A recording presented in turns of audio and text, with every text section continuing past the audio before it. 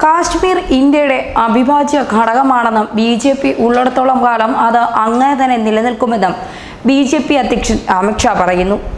കാശ്മീരിന് ഒരു പ്രത്യേക പ്രധാനമന്ത്രി വേണമെന്ന നാഷണൽ കോൺഫറൻസ് നേതാവ് ഒമർ അബ്ദുള്ളയുടെ പരാമർശത്തിന് മറുപടിയെന്നോണം തെരഞ്ഞെടുപ്പ് റാലിയെ അഭിസംബോധന ചെയ്ത് സംസാരിക്കുകയായിരുന്നു അമിത് ഷാ.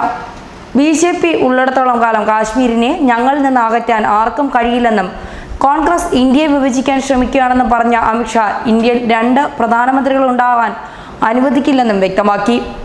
ഇന്ത്യ ശിവജിയുടെ നാടാണ്, അതിൻ്റെ സുരക്ഷ ഞങ്ങളുടെ ഉത്തരവാദിത്വമാണ് അദ്ദേഹം പറയുന്നു. പ്രധാനമന്ത്രി നരേന്ദ്രമോദിയുടെ കൈകളിൽ രാജ്യം സുരക്ഷിതമാണെന്നും ബലാക്കോട്ടിലെ വ്യോമാക്രമണത്തിലൂടെ ജവാന്മാരുടെ മരണത്തിന് നമ്മൾ പകരം വീട്ടിയെന്നും അദ്ദേഹം കൂട്ടിച്ചേർക്കുന്നു. ഒരിക്കൽ കൂടി മോദി സർക്കാർ വേണമെന്നുള്ള ആവശ്യം രാജ്യത്തിന്റെ വിവിധ ഭാഗങ്ങളിൽ നിന്ന് ഉയർന്നു വന്നുകൊണ്ടിരിക്കുകയാണെന്നും അമിത് ഷാ പറഞ്ഞു. എന്നാൽ കത്വയിൽ BJP റാലിയെ അഭിസംബോധന ചെയ്തുകൊണ്ട് പ്രധാനമന്ത്രി മോദി നേരത്തെ അബ്ദുള്ള മുഫ്തി കുടുംബങ്ങൾക്കെതിരെ ആഞ്ഞടിച്ചിരുന്നു. രാജ്യത്തെ വിഭജിക്കാൻ മുഫ്തിയെയും അബ്ദുള്ളയും അനുവദിക്കില്ലെന്നും ഇവരുടെ കുടുംബങ്ങളിൽ നിന്ന് മുക്തിയാക്കിയാൽ മാത്രമേ കാശ്മീരിനെ മികച്ച ഭാവി ഉറപ്പാകുമെന്നും പ്രധാനമന്ത്രി പറഞ്ഞിരുന്നു.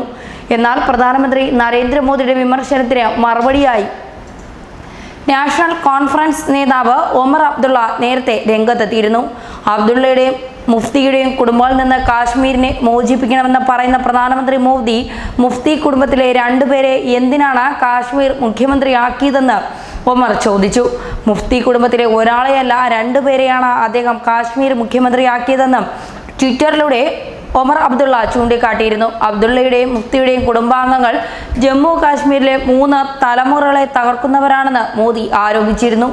ഇതിനു മറുപടിയുമായാണ് ഒമർ അബ്ദുള്ള രംഗത്തെത്തിയിരുന്നത്. മോദിയുടെ പ്രസ്താവനയെ വിമർശിച്ച് മെഹ്ബൂബ മുഫ്തി നേരത്തെ രംഗത്തെത്തിയിരുന്നു. കാശ്മീരിലെ രാഷ്ട്രീയ കുടുംബങ്ങളെ തിരഞ്ഞെടുപ്പിന് മുമ്പ് ആക്രമിക്കുകയും പിന്നീട് അവരുമായി സഖ്യമുണ്ടാക്കാൻ ദൂതന്മാരെ അയക്കുകയും ചെയ്യുന്നത് എന്തിനാണെന്നും അവർ ചോദിച്ചിരുന്നു. ന്യൂസ് ഡെസ്ക് മലയാളി വാർത്ത.